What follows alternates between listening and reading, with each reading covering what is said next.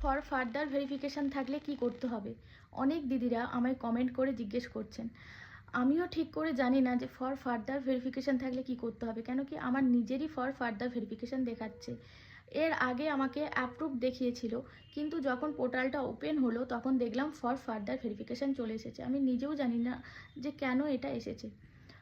আমার তো কোনো আন্ডার এনকোয়ারিতে কোনো রিজনই দেয়নি যে ফর ফার্দার ভেরিফিকেশানের নিচে যে রিজন দেওয়া থাকে, অনেকের দেখলাম দেওয়া আছে, আমার কোনো আন্ডার এনকোয়ারিতে রিজন নেই। তো আমি নিজেও জানি না এখন কি করতে হবে। ফেসবুকে যারা এইসব নিয়ে বেশি ভিডিও বানায় তাদের আমি জিজ্ঞেস করেছিলাম, ওদের কাছেও ঠিকভাবে কোনো আপডেট নেই।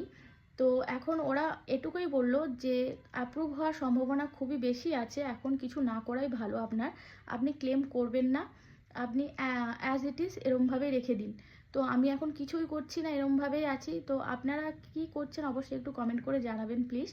তো আমার দিদি এসডি অফিসে গিয়েছিল, ওখানে গিয়ে জিজ্ঞেস করেছে, ওরাও সেম একই কথাই বলেছে যে এখন কিচ্ছু করার দরকার নেই, এখনও অফিসিয়ালভাবে কোনো নোটিশ আসেনি কি করতে হবে। সুতরাং এখন ক্লেম করারও দরকার নেই, এখন ওরকমভাবেই থাক, দেখা যাক কি হয়। আমিও জানি না যে কি হবে, মানে পাবো কি না আদেও সেটাও জানি না। আর আমি তো পুরো পাওয়ার আশা ছেড়েই দিয়েছি, আমার ভেতরে আর অন্তত পাওয়ার আশা নেই। টাকা পাওয়ার আশা নেই, সব উল্টোপাল্টা বলে দিচ্ছি টেনশানে।